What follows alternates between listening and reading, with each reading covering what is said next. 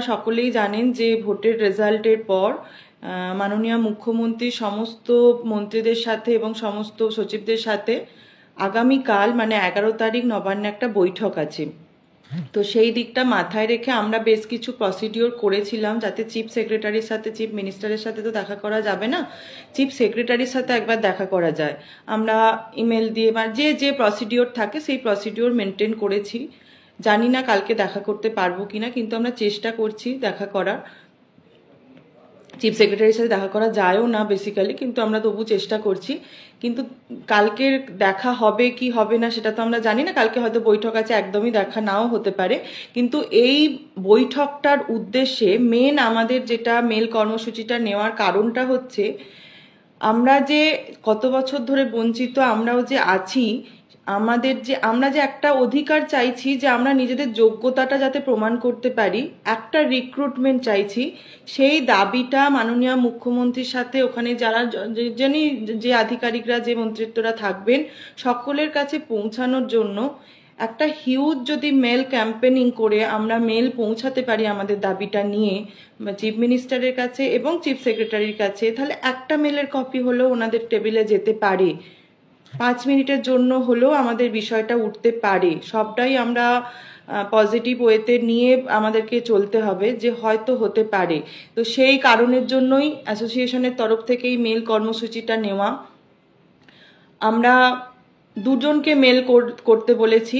এক হচ্ছে আমাদের মাননীয় চিফ মিনিস্টার, মুখ্যমন্ত্রীর উদ্দেশ্যে মেল, আর একটা হচ্ছে চিফ সেক্রেটারির উদ্দেশ্যে মেল। এবার সেই মেলের বডি আমরা সবকিছু লিখে দিয়েছি, মেল আইডি দিয়ে দেওয়া রয়েছে সমস্ত গ্রুপে এবং ফেসবুকেও দিয়ে দেওয়া রয়েছে। আমি আমার বন্ধুদের রিকোয়েস্ট করব আমার লাইভের কমেন্টেও দিয়ে দিও মেলের বডি। তো প্রত্যেককে কালকে এবং আজকে 11টার পর থেকে মেল করার জন্য রিকোয়েস্ট করা হয়েছে। কিন্তু আজ অবধি মানে আজকের দিনে যেটুকু আমরা গ্রুপে সবাইকে তো স্ক্রিনশট পাঠাতে বলা হয়েছে, প্রত্যেকটা গ্রুপের তথ্য অনুযায়ী যেটা পেলাম, খুব বেশি হলে 1200 থেকে 1500 জন মেল করেছে। তাহলে যেখানে আমাদের এত হিউজ সংখ্যার ক্যান্ডিডেট আমরা পাশ করে বসে রয়েছি, সেই 17 সালের পর থেকেই একটা টেট পেয়েছিলাম 22 সালে, যেটাকে টেট দিয়ে নিজেরা পাশ করেছি, নিজেদের যোগ্যতা প্রমাণ করেছি। রিক্রুটমেন্টে এবার যোগ্যতাটা প্রমাণ করতে চাই, প্রমাণ করে প্রত্যেকে স্কুলে যেতে চাই, এত বছরের দীর্ঘ বঞ্চনার একটা অবসান ঘটাতে চাই। সেই লক্ষ্য নিয়েই তো আজ পথে নামা, এই সংগঠন করা, প্রত্যেকটা পদক্ষেপ নেওয়া। তাহলে সেখানে যদি ঘরে বসে একটা 10,000 মেল না আমরা পাঠাতে পারি চিফ মিনিস্টারের মেল আইডিতে, তাহলে আমরা কিসের যোদ্ধা, কিসের লড়াই আমাদের? তাহলে এদের ওপর ভরসা করে যে 1,500 জন পাঠিয়েছে, তারা প্রত্যেক ক্ষেত্রে থাকে, তারাই অ্যাকচুয়াল সহযোদ্ধা। তারা প্রত্যেকটা মিছিলে হাঁটে, প্রত্যেকটা আন্দোলনে যায়, প্রত্যেকটা পদক্ষেপে, মিটিং বলুন, যা কিছু পদক্ষেপ গ্রহণ করা হয়, সেই 1,500 জনই কিন্তু অ্যাক্টিভ থাকে। বাকিরা শুধুমাত্র গ্রুপে আপডেট নেওয়ার জন্য থাকে, কবে কি হচ্ছে, নিজের মনের মধ্যে যে কোয়ারিজ থাকে সেগুলো জানার জন্য থাকে, দিনে 1000টা করে মানে কল করে শুধুমাত্র নিজের জানার ইচ্ছাটাকে শুধু পরিতৃপ্তি ঘটায়। কিন্তু একটা সামান্য জিনিস 2 মিনিট করে সময় লাগবে, দুটো মেল শুধু কপি পেস্ট করে মেল আইডিতে মেলটা পাঠানো আমাদের দাবিটা তুলে ধরার জন্য। তো সেটাও যেহেতু যারা করছে না, তাদের আবার আজকে আমি সেই কারণের জন্যই মেনলি লাইভে আসা। যারা এখনো অবধি কালকে মেল করেননি বা ভুল ত্রুটি হয়ে থাকে, তাদেরকে আরও একবার বলে দিচ্ছি, মেলটা করুন। দুটো মেল লিখে দেওয়া আছে, যেটা ইংলিশে বোঝার সুবিধার্থের জন্য বলে দিচ্ছি, মানে যাতে বুঝতে অসুবিধা না হয় যে কোনটা চিফ মিনিস্টারকে দেব, কোনটা চিফ সেক্রেটারিকে দেব। তো যেটা বাংলায় লেখা রয়েছে সেটা আমাদের চিফ মিনিস্টার, আমাদের দিদি মমতা ব্যানার্জির মানে মেল আইডিতে পাঠাবেন, আর যেটা ইংলিশে লেখা রয়েছে সেটা হচ্ছে চিফ সেক্রেটারির উদ্দেশ্যে পাঠাবেন। চিফ মিনিস্টার এবং চিফ সেক্রেটারির ইমেল আইডি গ্রুপে দিয়ে দেওয়া রয়েছে। যদি কারোর কিছু অসুবিধা হয় গ্রুপে জেনে নেবেন, অবশ্যই সকলে হেল্প করবে। সকলে শুধু কপি পেস্ট করে মেলটা পাঠান। আমাদের দাবিটা বৈঠকের আগে মাননীয়দের কাছে পৌঁছানো খুবই প্রয়োজন আছে, কারণ এখন আমরা যে পজিশনে এসে দাঁড়িয়ে গেছি, আমাদের দাবিটা বিভিন্ন দিক থেকে আমাদের চেষ্টা করতে হবে যেন মানে সরকারের কাছে, পর্ষদের কাছে আমাদের দাবিটা পৌঁছায়। আমরা তো অন্য কিছু দাবি করছি না, আমরা একবার শুধু আমাদের যোগ্যতাটা যাচাই করতে চাইছি। আমরা এত বছর পর একটা টেট পেয়েছি, তাহলে সেই টেটটায় উত্তীর্ণ হয়েছি। একটা রিক্রুটমেন্ট চাইছি যেখানে আমরা নিজেদের যোগ্যতাটা প্রমাণ করে আমরা স্কুলে যাব স্বচ্ছভাবে, সেই দাবিটাই বারবার করে এসছি। তো এই আমি আশা করি এখানে বহু মেম্বার রয়েছেন, প্রায় 26,000 ক্রস মেম্বার রয়েছে আমাদের গ্রুপে, টেলিগ্রামে, সমস্ত জায়গায় এত মেম্বার রয়েছেন। যারা যুক্ত হয়নি তাদের সাথে যুক্ত, মানে তাদেরকে, যে বন্ধু বান্ধবেরা রয়েছে তাদেরকে বলুন গ্রুপে যুক্ত হতে, এবং এই যে বাড়িতে বসে যে কর্মসূচিগুলো নেওয়া যায় সেগুলোতে অংশগ্রহণ করুন। আচ্ছা, এটা গেল ফার্স্ট পার্ট। সেকেন্ড পার্টে আসি। কালকে 11 তারিখ। 11 তারিখ আপনারা হয়তো অনেকে চেনেন, অনেকে চেনেন না, তো বলে দিচ্ছি। ইমরানদার স্মরণ সভার আয়োজন করা হয়েছে। ইমরানদা কে একটু বর্ণনা দিয়ে দিই। ইমরানদা হলো এসএলএসটির একজন মানে একজন যোদ্ধা, যিনি লড়াই করেছেন, যিনি পথে আন্দোলন করেছেন বিভিন্নভাবে। তো ইমরানদার সাথে আমাদের কিসের সম্পর্ক সেটাও বলে দিই। ইমরানদা কিন্তু 22 স্টেট পাসও, কিন্তু উনি বিএড করেছিলেন, বিএড করে 22 স্টেট পাস করেছিলেন। কিন্তু ইমরানদা অ্যাজ এ মানুষ হিসাবে আমার সাথে খুব কমই পরিচয় ছিল, কিন্তু যেটুকু আমি দেখেছি যখন বিএড ডিএডেড ফাইনাল সুপ্রিম কোর্ট থেকে ফাইনাল জাজমেন্ট আসে, তারপর মানে এই কথাগুলো এই কারণেই বলছি যে একটু জানা দরকার আছে, মানে কতটা উদার এবং বড় মনের মানুষ হলে তবেই এই কথাগুলো বলা সম্ভব, সেটা আমি ইমরানদার থেকে দেখে শিখেছিলাম। তো যখন বললাম যে দাদা আর তো তোমাদের কিছু হচ্ছে না, তো সেই জাজমেন্টকে এতটা উনি বড়ভাবে নিয়েছিলেন যে এই কথাটাই বলেছিল যে ঠিক আছে, এই জাজমেন্টে আমি দুঃখও নই, আমি সুখীও নই, আমি আনন্দিতও নই। কেন? কারণ আমরা বিএড করেছিলাম, মানে ইমরানদার কথা বলছি। ইমরানদা বলেছিল যে আমি বিএড করেছিলাম হচ্ছে এসএলএসটি এবং এসএসসি দেওয়ার জন্য, তারপরে আমরা যদি প্রাইমারি পেয়ে থাকি সেটা আমাদের উপরই পাওনা হিসাবে কোনো সরকার তার কোনো কিছু হয়তো সরকারি বা রাজনৈতিক মানে ফল লাভের জন্য এটাতে এনেছিল। তো আদালতের রায়ে আজ আমরা প্রাইমারিতে অবৈধ, নো প্রবলেম, কোনো অসুবিধা নেই, যেটা অবৈধ সেটা অবৈধ, কিন্তু আমাদের লড়াই এসএলএসটি এবং এসএসসির জন্য। মানে এতটা সুন্দরভাবে এই জিনিসটাকে, জাজমেন্টটাকে গ্রহণ করেছিল, সত্যি এই ইমরানদার মতো মানুষদের দ্বারাই সম্ভব। ইমরানদা মানে এসএলএসটির একটা আন্দোলনকারীর একটা বড় মুখ। তো আমরা সকলেই জানি বা যে 5ই মে, যতদূর সম্ভব, হ্যাঁ 5ই মে ইমরানদা স্ট্রোক, মানে ব্রেন স্ট্রোক হয়ে আমাদের থেকে চলে যান। তো সেই তারপরে ভোট কর্মসূচি ছিল, এই কারণের জন্য ওরা হয়তো করতে পারেনি। তো এসএলএসটির তরফ থেকে আগামীকাল ধর্মতলা শহীদ মিনারে ইমরানদার স্মরণ উপলক্ষে একটা স্মরণ সভার আয়োজন করা হয়েছে। তো আমাদের অ্যাসোসিয়েশনের পক্ষ থেকে আমরা যাচ্ছি। আপনাদের মধ্যে যদি কেউ এখানে আসতে চান অবশ্যই আসবেন, আমাদের সাথে কন্ট্যাক্ট করে নেবেন, বা সরাসরি ধর্মতলা শহীদ মিনারে পৌঁছে যাবেন সকাল 11টায়। ইমরানদা এমনই একটা মানুষ ছিল যে ওরা তো দীর্ঘদিন ধরে ওদের অভিজ্ঞতা, আমরা অনেক পরে এখানে এসেছি, মানে রাজপথে নেমেছি। তো অভিজ্ঞতাগুলো যে না আমি প্রাইমারি থেকে বঞ্চিত হয়ে গেলাম বা প্রাইমারি আমি পাবো না বলে, সেটা কিন্তু আমাদেরকে কোনোদিন তুচ্ছাই করেনি। ইমরানদার যে আন্দোলন করার বা যে কোনো কর্মসূচির যে এক্সপিরিয়েন্স, যে পরিকল্পনা, যে অভিজ্ঞতা, মানে সবসময় অভিজ্ঞ মানুষদের থেকেই তো আমরা শিখি। তো আমাদেরকে কিন্তু হেল্প করেছিল যে কি করলে সুবিধা হবে, কিভাবে ছক সাজালে সুবিধা হবে, কিভাবে তোমরা তোমাদের দাবিটা তুলে ধরবে, এগুলো আমরা কিন্তু এই এক্সপিরিয়েন্সেবল, শুধু ইমরানদার নয় আরও অনেকে রয়েছে, তো তাদের থেকে শিখেছিলাম বা তাদের থেকে কিছু কিছু অভিজ্ঞতা পেয়েছিলাম। তো তার জন্য সত্যি আমরা আজকের দিনে যদি আমরা নিজেদেরকে ভাবি, আমরাও কিন্তু ভীষণভাবে ডিপ্রাইভ, মানে ভীষণভাবে মানসিকভাবে হতাশাগ্রস্ত। মানে আমাদের ভবিষ্যৎ কোন দিকে যেতে চলেছে, কি হতে চলেছে কিছুই জানি না। প্রত্যেকটা রাত, প্রত্যেকটা দিন যত যাই করি না কেন, হয়তো ওপর থেকে দেখায় যে না লড়াই চলছে, কিন্তু ভিতরে ভিতরে আমরা কিন্তু দিনের পর দিন শেষ হয়ে যাচ্ছি, গুড়িয়ে যাচ্ছি। তো সেরকম পরিস্থিতি হয়তো মানে ইমরানদাদেরও হয়েছিল। তো সেই কারণে যতই ব্রেন স্ট্রোকে হোক, কিন্তু সব কিছুটাই তো মানসিক স্বাস্থ্যের ওপর নির্ভর করে। মানসিকভাবে যদি আমরা দিনের পর দিন ভেঙে পড়ি, তো আমাদের মধ্যেও জানি না ভবিষ্যতে কার কপালে কি লেখা আছে বা কিভাবে এক একটা এরকম যোদ্ধাকে হারিয়ে যেতে হবে। যাই হোক, সেই দিনটা মানে স্মরণ করার জন্য আগামীকালকে আমরা শহীদ মিনারে যাচ্ছি। আপনারাও সবাই আসুন, আমাদেরই পথের পথযাত্রী, আমাদেরই মতো সহযোদ্ধা, যতই এসএলএসটি হোক, কিন্তু সবাই তো একটা দিনের শেষে চাকরি চাই, নিজের পায়ে দাঁড়াতে চাই। যা কিছু করেছি, ডিএলএড করেছে, বিএড করেছে, যে যাই করুক না কেন একটা স্বপ্ন নিয়ে করেছে, তাকে এরকম মাঝপথে লড়াই করতে করতে হারিয়ে যাওয়াটা সত্যিই খুব দুঃখের। তো সকলকে এই বিষয়টা রিকোয়েস্ট করব আসার জন্য। আচ্ছা, এবার আসি ওবিসির বিষয় নিয়ে। ওবিসির বিষয় নিয়ে আমি এর আগে লাইভ কখনো করিনি বা করার সুযোগ হয়নি, তো আজকে যেহেতু এসছি একটু বলি। কলকাতা হাইকোর্টের রায় সবাই জেনে গেছেন। কলকাতা রায়ের অনুযায়ী যে ওবিসির যে একটা বিভ্রান্তিকর পরিস্থিতি তৈরি হয়েছে ওবিসিকে নিয়ে, তো সেই রায়টাকে নিয়ে কারোর ভয় পাওয়ার দরকার নেই। এটা আমরা প্রতিনিয়ত অ্যাডভোকেটদের সাথে এবং এই বিষয় নিয়ে মানে চর্চায় রয়েছি।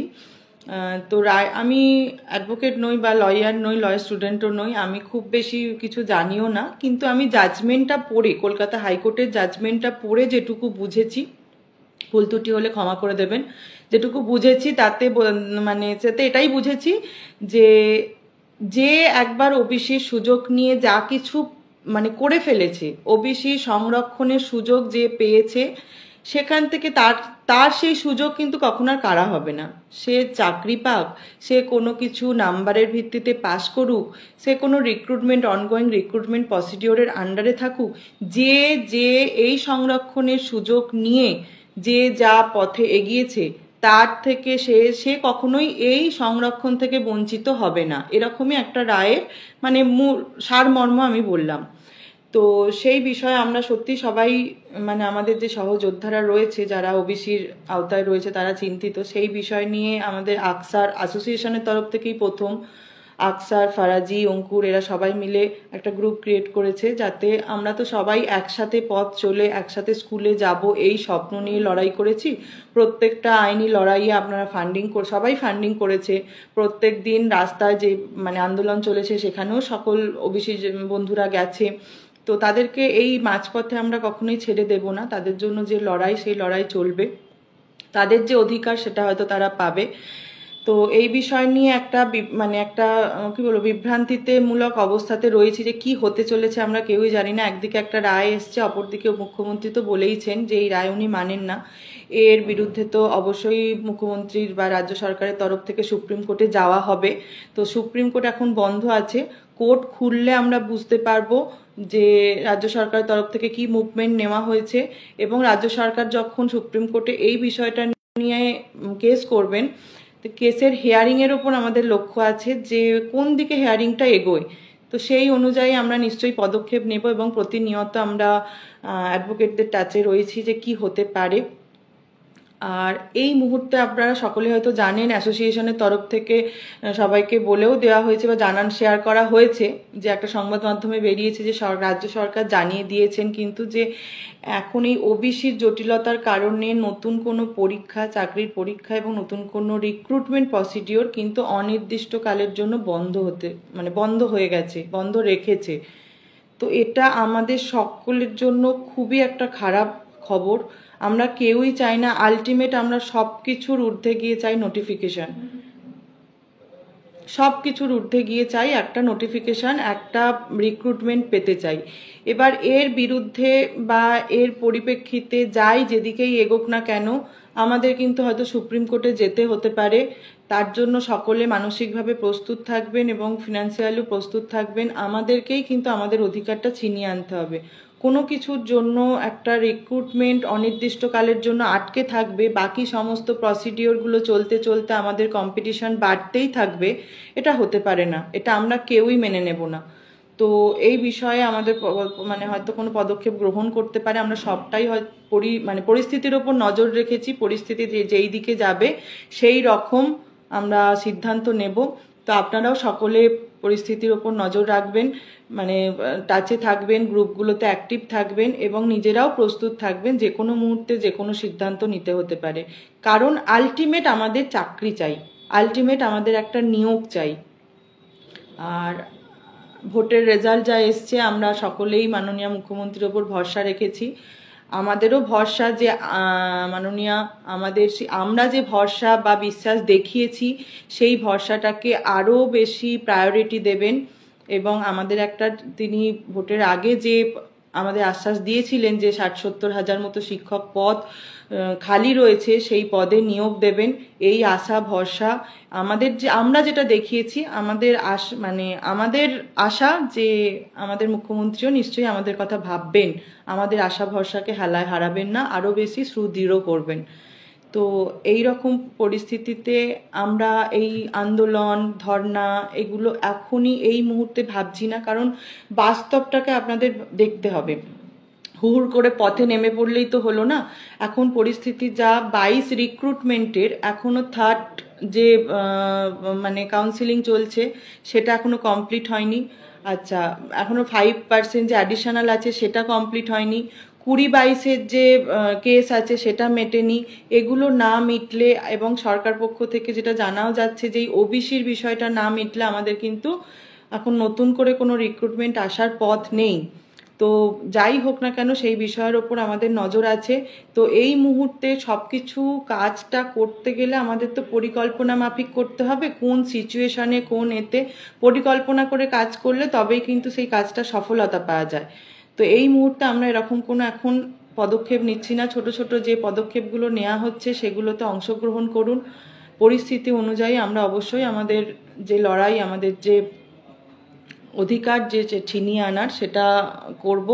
তো সাথে থাকুন, সবসময় আপডেট হয়তো আমরা সব কিছু ক্ষেত্রে দিতে পারি না, অনেক কিছু অফিসিয়ালি ভাবে গোপনে করতে হয়। তার জন্য ভাববেন না যে অ্যাসোসিয়েশন বসে রয়েছে। অ্যাসোসিয়েশন প্রতিনিয়ত কলকাতার রাস্তাঘাটে ঘুরছে, প্রতিনিয়ত বিভিন্ন অফিসের দরজা খটখটাচ্ছে। তো আমরা আছি, আমরা লড়াই করছি। আলটিমেট আমাদের নোটিফিকেশন চাই, পর্যাপ্ত ভ্যাকেন্সি সহ নোটিফিকেশন চাই, এবং প্রত্যেকটা 22 স্টেট পাস ক্যান্ডিডেট যে স্বপ্ন দেখেছি যে একসাথে প্রত্যেকে স্কুলে যাব, সেই স্বপ্ন পূরণের জন্য 23 জেলা অ্যাসোসিয়েশন আমরা সবসময় লড়ছি। আপনারা সাথে থাকুন। আর একটা কথা বলি, মনে পড়ে গেল, অনেকে হয়তো দেখছিলাম কিছুজন আমাকে পাঠিয়েছে, কেউ হয়তো বলছে যে একই কেস ডবল করে করে বিভ্রান্তি ছড়াবেন না। তো সেই ভাইয়ের উদ্দেশ্যে বলি, ভাই তুমিও 22 স্টেট পাস, তুমিও আগামী দিনে শিক্ষক হবে। তো শিক্ষক সুলভ একটু আচরণ করো। প্রথম যদি দেখো, তো প্রথম 22-এর প্রশ্ন ভুল মামলা আমরাই কিন্তু অ্যাডভোকেটের সাথে কথা বলেছিলাম যে আমরা যুক্ত হব। আর NIOS কে বাদ দেওয়ার বিষয়ে আমরাই প্রথম গেছিলাম, যে আমরা করেও দিয়েছি অলরেডি, আমাদের এই দুটো স্টেপ নেওয়া হয়ে গেছে। এরপরে যদি তোমরা কোনোভাবে নাও বা এ করো, সেটা তোমাদের ব্যাপার। আর আমরা এই প্রত্যেক দিন সকালে এই গ্রুপে উঠে টাকা দাও টাকা দাও টাকা দাও করে আমাদের QR কোড শেয়ার করে বেড়াই না, ঠিক আছে? আমাদের কাছে যেটুকু ফান্ড জমা আছে, যেটুকু ফান্ড তুলেছি, সেখান থেকে কাজে সেই মুহূর্তে যেটুকু দরকার। আগামী দিন এই প্রশ্নভুল মামলাটা আমরা জানি যে 14 যে ম্যাটকে কিভাবে আমাদের হ্যারাসমেন্ট হতে হচ্ছে সুপ্রিম কোর্টে অবধি। তো এখান থেকে আমরা যদি গোড়া থেকে ঢুকে না থাকি, এই গোড়াকে যদি নির্মূল করতে না পারি, শুধু যদি পর্ষদের ওপর ছেড়ে দিই, তাহলে কিন্তু যে কোনো একটা রেজাল্ট এসে যেতে পারে। সেই ভয় নিয়েই, যাতে একটা নাম্বারও আর বাড়ে বা না কমে, যারা আমরা পাস করে রয়েছি, একটা বোর্ডের যে সিদ্ধান্ত অনুযায়ী, বোর্ড যে কমিটি গঠন করেছিল তাদের সিদ্ধান্ত অনুযায়ী যে আমরা উত্তরে পাস করে রয়েছি, সেটাই যেন বহাল থাকে। সেই জন্য আমাদের অধিকারটা, যে যারা এই অবৈধভাবে পাস করার চেষ্টায় রয়েছে, তাদের এই চেষ্টাকে কখনোই সফল করতে দেওয়া যাবে না। সেই জন্য আমরা 22 স্টেটের যে প্রশ্ন ভুল, যে 23টা না কটা প্রশ্ন ভুল আছে, সেখানটা আমরা একটা নাম্বারও বাড়তে দেব না।